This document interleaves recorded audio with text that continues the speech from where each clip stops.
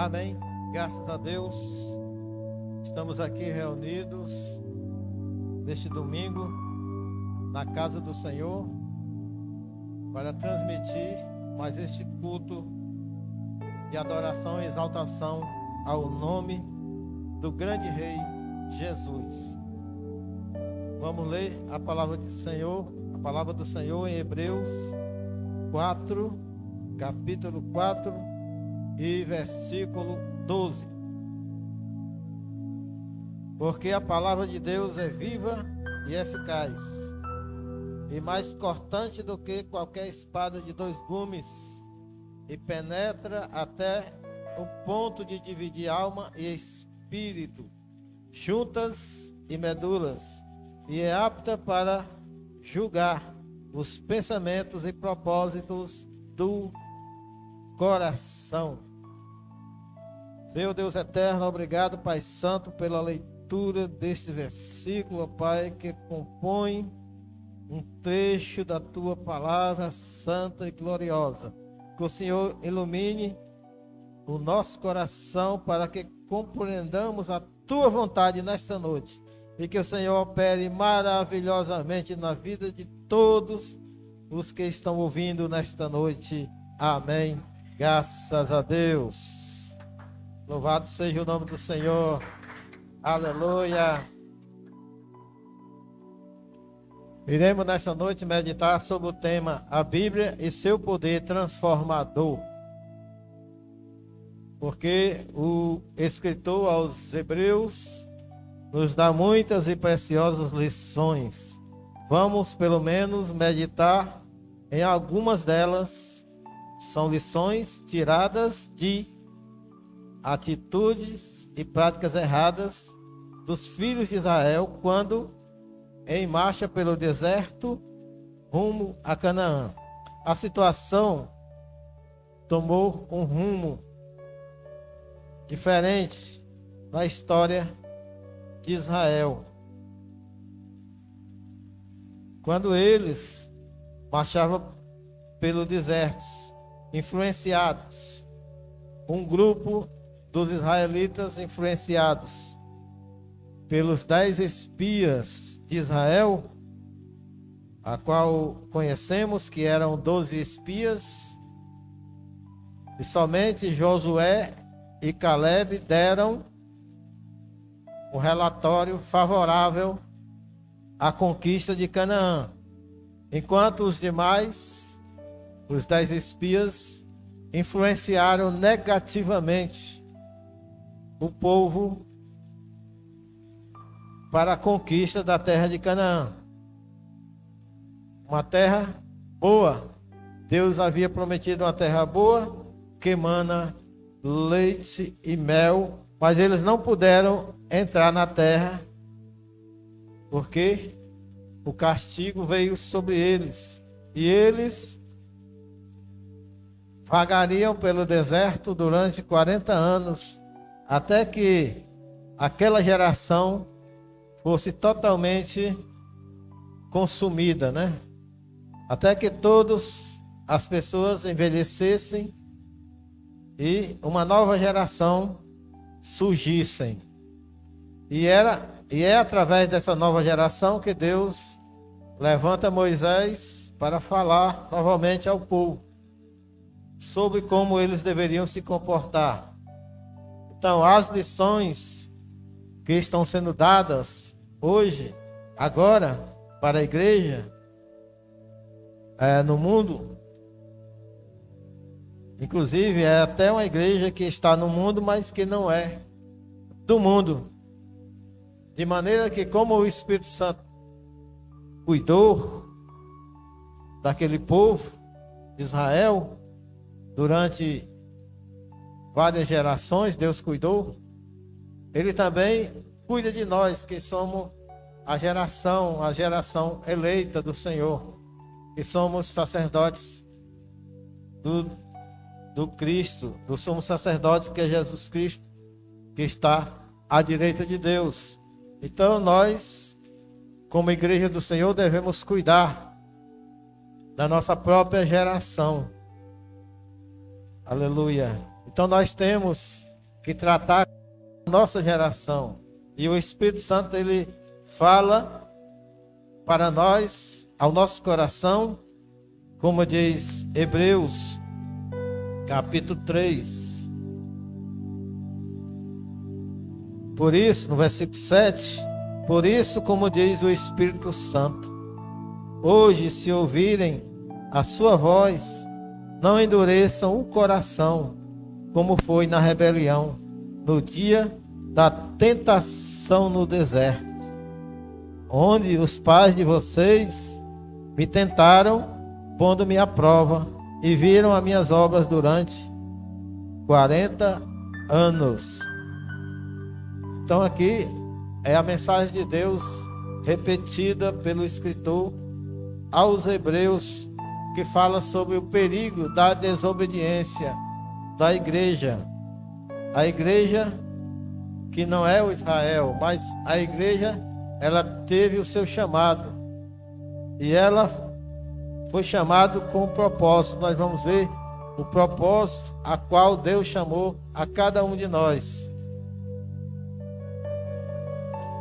A Bíblia, que é uma revelação especial de Deus, porque ela deixou de ser em linguagem oral e passou para a linguagem escrita.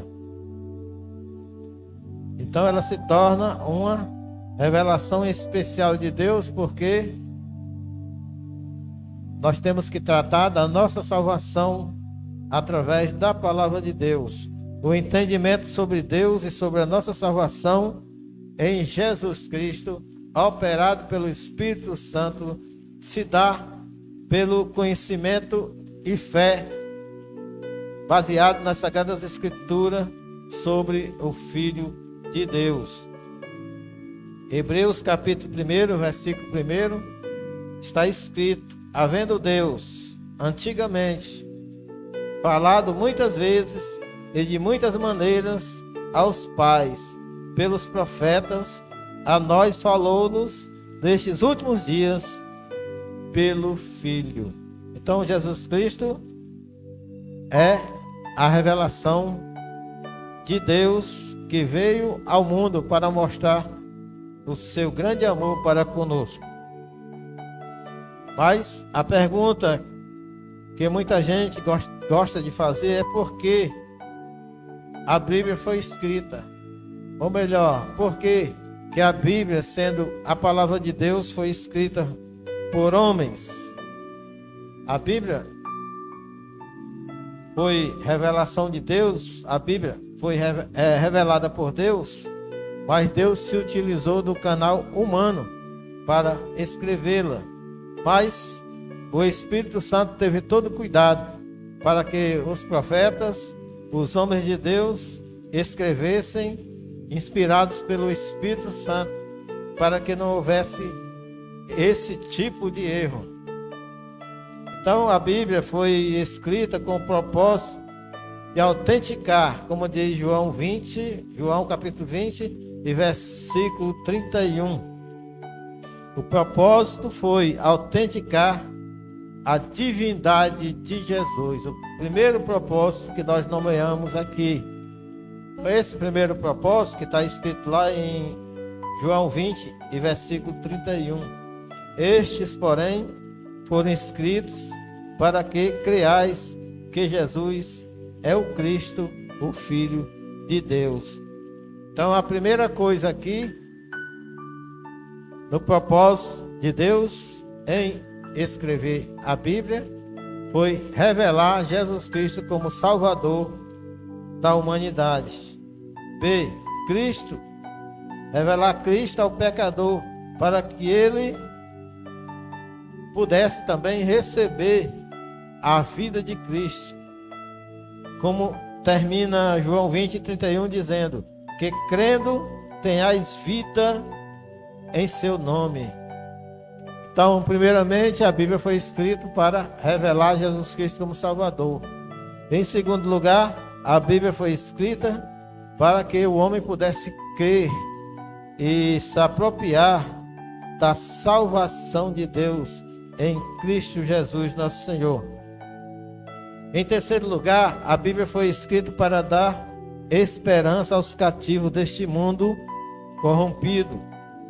Romanos 15 e versículo 4 diz: porque tudo que dantes foi escrito para o nosso ensino, foi escrito para que pela paciência e consolação das Escrituras tenhamos esperança. Então, mais uma vez, a Bíblia foi escrita para nos ensinar o valor e a necessidade da esperança. Primeiramente, a Bíblia foi escrita para mostrar Jesus como Salvador. Em segundo lugar, a Bíblia foi escrita para dar oportunidade ao homem de se converter ao Evangelho. E em terceiro lugar, a Bíblia foi escrita para que o homem, uma vez salvo, tivesse esperança na volta de Jesus para arrebatar a sua igreja santa. Aleluia! Louvado seja o nome do Senhor. Então, meus queridos irmãos, temos aí 3 exemplos para que a Bíblia foi escrita, dentre muitos exemplos que existem na Bíblia. E para evitar a mensagem de hoje, no capítulo, entre o capítulo 3 e o capítulo 4 de Hebreus, nos mostra que o povo de Israel cometeram maus exemplos na sua caminhada, por ter seguido pessoas erradas, por terem seguido a mensageiros errados, por terem seguido a um caminho sem fé. Lá em 1 Coríntios 10 e 11, segundo o apóstolo Paulo diz, ele diz que tudo foi escrito para aviso nosso.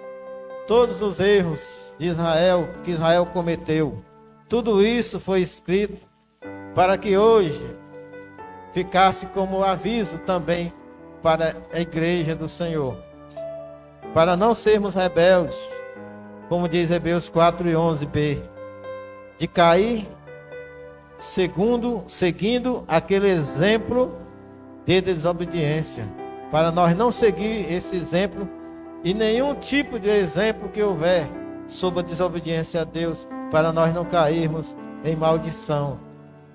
E terceiro, para nos dar certeza da vida eterna. 1 João 5,13 diz exatamente isso. Estas coisas vos escrevi para que saibais que tendes a vida eterna e para que creais no nome do Filho de Deus. Então, é crendo no nome do Filho de Deus, Jesus Cristo, que tem todo o poder, que somos salvos, porque o seu nome foi dado por Deus. Todo o poder nos céus e na terra pertencem ao nome de Jesus. E se você tem certeza de vida eterna, a recomendação bíblica é que continue crendo, continue buscando ao Senhor, o Filho de Deus, porque você se tornou uma testemunha viva para testemunhar do milagre do seu nascimento em Jesus. Então, a Bíblia e seu poder de transformar vida, porque é a vida, porque é viva a palavra de Deus, diz Hebreus 4:12. Hebreus 4:12 diz, e nós vamos repetir, porque a palavra de Deus é viva e eficaz. Esta palavra é viva, é dinâmica, ela surte efeitos na vida do ser humano. Ela tem o poder de transformar o mais vil pecador em um servo de Deus, obediente à sua palavra, porque esta palavra é viva e ela tem feito isso. Ela tem transformado vidas desde os dias de hoje, desde o passado até os dias de hoje, ela tem transformado vida. E nós que estamos aqui somos provas disso, do poder de Deus em nossas vidas. Aleluia. Glória ao nome do Senhor. Porque esta palavra, ela nos transmite vida. Vida pelo Espírito Santo. Aleluia. Aleluia. Porque o Espírito Santo é o doador da vida, como diz Romanos 2, capítulo 8 e versículo 2. Porque por meio de Cristo Jesus, a lei do Espírito de vida me libertou da lei do pecado e da morte. Então é o Espírito Santo que opera a salvação de Deus, a salvação a qual Jesus Cristo morreu, a qual Jesus Cristo disse que não iria deixar a sua igreja órfã, mas que ele enviaria o Consolador, o Espírito Santo, para que ele estivesse na igreja e estivesse no mundo, para convencer as pessoas do pecado, da justiça e do juízo. Aleluia. Oh glória. Esse é o poder da palavra de Deus. Ela é viva. Jesus mesmo dá testemunho dessa palavra. Não só uma vez, mas várias vezes. Por exemplo, lá em João capítulo 6, e versículo 63b, e versículo 67, e versículo 68, está escrito: Jesus disse: as palavras que eu vos disse são espírito e vida. Respondeu-lhe, pois, Simão Pedro: Senhor, para quem iremos nós?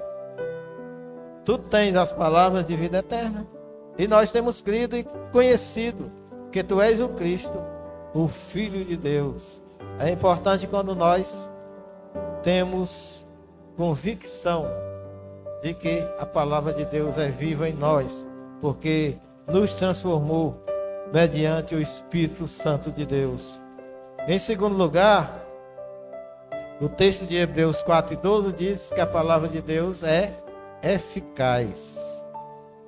Quer dizer que ela é poderosa, ela se cumpre, porque ela tem um propósito. Toda a palavra de Deus, ela tem um propósito. A Bíblia não foi escrita à toa. A Bíblia não é um livro qualquer que se possa ignorar. A Bíblia é um livro de Deus. É um livro que transmite vida através do Espírito Santo, como diz a palavra de Deus. Isaías 55, versículo 11. Muitas vezes nós lemos esta palavra. Assim como a chuva que veio do céu. É assim que se explica Isaías 55, versículo 11. Que a chuva vem do céu. E que depois a chuva volta. E forma as nuvens novamente. Mas antes que a chuva retorne, antes que termine o inverno, as plantações de milho, de feijão e de muitas outras plantações, elas florescem e dão os seus frutos para a alimentação dos povos. Assim também é a palavra de Deus. Ela veio do céu, ela veio de Deus, ela veio para nós e ela requer frutos antes que ela retorne, porque a palavra de Deus, ela é viva, ela vai retornar aos céus, ela vai retornar para Deus, e nós seremos os seus frutos, nós seremos, aleluia, o resultado da palavra de Deus em nós são os frutos colhidos, aleluia. Por isso que ela é eficaz, porque ela é poderosa, porque ela tem poder, porque ela realiza, ela tem propósito, ela faz aquilo que Deus pensou, aquilo que Deus quer, aquilo que Deus planejou, será feito em nome de Jesus. A palavra de Deus, ela pode tanto salvar como pode julgar, conforme a obediência a Deus ou não. A palavra de Deus tem poder. 2 Pedro 2,9, ele explica, não são só minhas palavras, mas a palavra de Deus que diz: vemos, portanto, que o Senhor sabe livrar os piedosos da provação e manter em castigo os ímpios para o dia do juízo. Então, existem essas duas possibilidades. Você agrada a Deus, você se torna um servo obediente ao Senhor, então você se torna uma geração de piedosos. E Deus vai tomar de conta de você. E Deus vai tomar a sua frente, vai lhe dar livramentos. Quanto aos ímpios, eles serão castigados nos fins dos tempos. Eles responderão pelo seu pecado diante de Deus. E terceiro, a palavra de Deus é apta para discernir os pensamentos e intenções do coração. É o que diz Hebreus 4:12. É mais cortante do que qualquer espada de 2 gumes, penetra até o ponto de dividir alma e espírito, juntas e medulas, e é apta para julgar os pensamentos e propósitos do coração. Oh, Deus Santo, aleluia. Então, meus queridos irmãos, nessa etapa de discernimento, discerne os pensamentos e as intenções do coração. O coração é a nossa mente. O entendimento sobre isso. No entanto, Deus conhece o nosso coração e sabe suas intenções. Se as intenções do homem são boas ou más, então Deus conhece, Deus julga e Deus sabe antes que o homem diga. Deus já conhece, porque Daniel, no capítulo 2 de Daniel, que mensagem gloriosa nós encontramos em Daniel, né, sobre estes assuntos. Daniel 2:22, por exemplo, ele diz que o Senhor Deus revela o profundo e o escondido, e conhece o que está em trevas, e com ele mora a luz. Aleluia. Ele conhece os que estão mal intencionados, porque estão nas trevas. Aqueles que estão nas trevas dos pecados, muitas vezes se escondem para não se expor com a verdade do Evangelho. Eles não têm coragem de confrontar o Evangelho, porque o Evangelho, ele desmascara a qualquer um que tenta se esconder de Deus com suas mentiras. Mas é a face da justiça de Deus.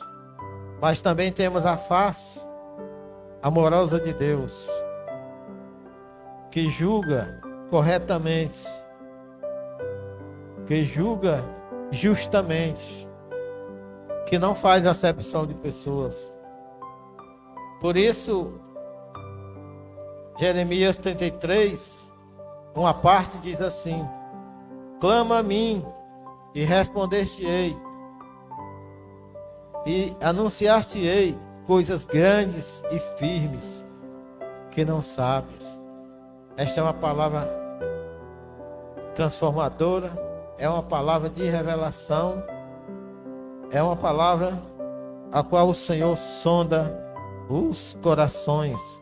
Por isso, no Salmo 139, versículo 24,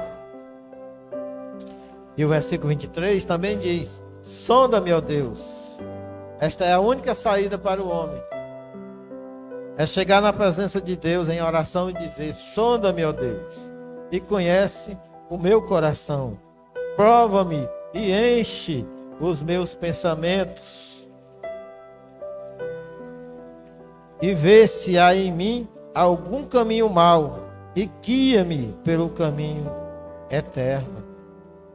Então, o crente, consciente da sua salvação, consciente de que é filho de Deus, consciente de que foi liberto do pecado,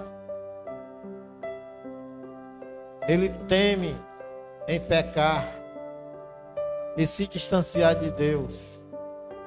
Por isso que o salmista se adianta, mesmo ele não sabendo, e assim reconhecendo que é pecador todo o tempo. Então, todo o tempo que ele tem a oportunidade, ele está orando ao Senhor, pedindo ao Senhor que sonde o coração dele, para ver se não há nenhum caminho mau, para que o Senhor possa livrá-lo de pecar contra Deus. Assim devemos nós ter este cuidado com a nossa salvação.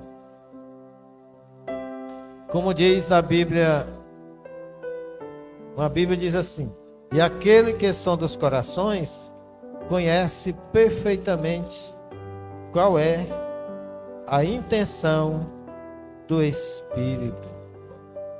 Aleluia. Há um conhecimento profundo, né?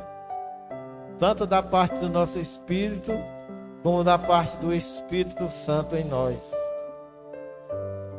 Primeira Crônicas 28:9. 28, versículo 9, 1 Crônicas, diz que o Senhor conhece as mais íntimas intenções da mente. Por isso que essa palavra é poderosa. Na parte B diz assim, na parte B do versículo, diz que ela é cortante, ela é afiada dos dois lados. Ela corta nos dois sentidos, né? E não há dureza nenhuma que resista às lâminas dessa espada. Até mesmo os samurais que a gente vê nos filmes desejariam uma espada dessa, né? Porque as espadas que eles usam cortam tudo, né? É parede, corta ferro, tudo no mundo ela corta. Imagine a espada de Deus, né? Aleluia, que corta, que não há na coração duro nenhum para Deus, que não possa ser cortado. A negligência ou a desobediência não passa desapercebido. Não há coração de pedra que não possa ser transformado em coração de carne para Deus. Não há nada que Deus não possa fazer quando o homem permite Deus fazer. Aleluia. E diz mais: e penetra até o íntimo da divisão da alma e do espírito, removendo o que te oprime. Só Deus pode remover. Só Ele conhece o nosso íntimo. Só o Espírito Santo pode ir tão profundamente em nós, no mais profundo da nossa mente, do nosso coração, removendo o que te oprime, meu irmão, meu amigo. Só Deus pode remover aquele sofrimento que tu tem passado durante tanto tempo, que já se tornou crônico. Só Deus pode te libertar da tua consciência pesada, dos teus traumas, dos teus sentimentos de culpas que tem te atormentado por todo o tempo da tua vida. Então, te apressa, te une ao Senhor, confia o teu caminho ao Senhor, que Ele tem todo o poder para endireitar, para resolver, para te libertar, para te curar intimamente aquilo que as pessoas não sabem, aquilo que o médico não consegue diagnosticar. Então são relatos, são coisas espirituais que só Deus pode resolver, que só Deus pode te salvar dessa situação. Mas primeiro, experimente o poder de Deus na tua vida, deixando a palavra de Deus, que é santa, que é poderosa, agir em tua vida para remover as impurezas do pecado, para que tu aceites o vinde a mim de Jesus, que diz: vinde a mim todos vós que estáis cansados e oprimidos, que eu vos aliviarei. É Ele que tira o fardo dos nossos pecados, e o fardo que Ele coloca sobre nós é leve, é algo que podemos carregar. A cruz que Deus nos dá para nós levar, ela é leve, não é pesada como a cruz de Jesus. Apesar dos sofrimentos que passamos, nós podemos nos gloriar nele, porque Ele venceu por nós. Ele passou todo aquele tempo de vida que Ele teve na terra para carregar os nossos pecados sobre si até a cruz. E agora nós podemos concluir esta mensagem dizendo que quando lemos ou estudamos a palavra viva e eficaz de Deus, com intenção sincera, tem que ter intenção sincera. Tem muita gente que resolve estudar a palavra de Deus para distorcer, para mudar aquilo que Deus proibiu que mudasse, para acrescentar aquilo que é proibido acrescentar, sob pena de juízo. Mediante a fé em Jesus, o Espírito Santo é que nos capacita a compreender com a nossa mente, que muitas vezes é difícil pelo meio comum compreender. Mas quando nós resolvemos orar a Deus e confiar no Senhor, Ele revela a nossa necessidade e o que Ele tem reservado para nós. Aleluia. Só podemos compreender a verdade de Deus se nos submeter a Ele. E, por outro lado, ser contra os erros e enganos que surgem ao longo do caminho. Além da gente conhecer a verdade, ser liberto pela verdade, o Senhor permanece conosco, porque pelo caminho que estamos andando, vamos encontrar muitos erros, vamos encontrar muitos enganos, vamos encontrar muitas mentiras para nos desviar da verdade, mas vão surgir em nossa caminhada rumo ao céu. Como o escritor aos Hebreus, ele diz lá no capítulo 6, e lá pelos versículos 19, que a nossa esperança é a âncora. A esperança é a âncora da alma. Então é esta âncora que nos prende para nós não sermos levados pelas marés, pelos ventos, pelas tempestades. É a âncora que prende os navios que e tão grandes se tornam pequenos dentro do mar. E uma pequena âncora é capaz de segurar um grande navio contra as tempestades. Assim é a vida do Filho de Deus.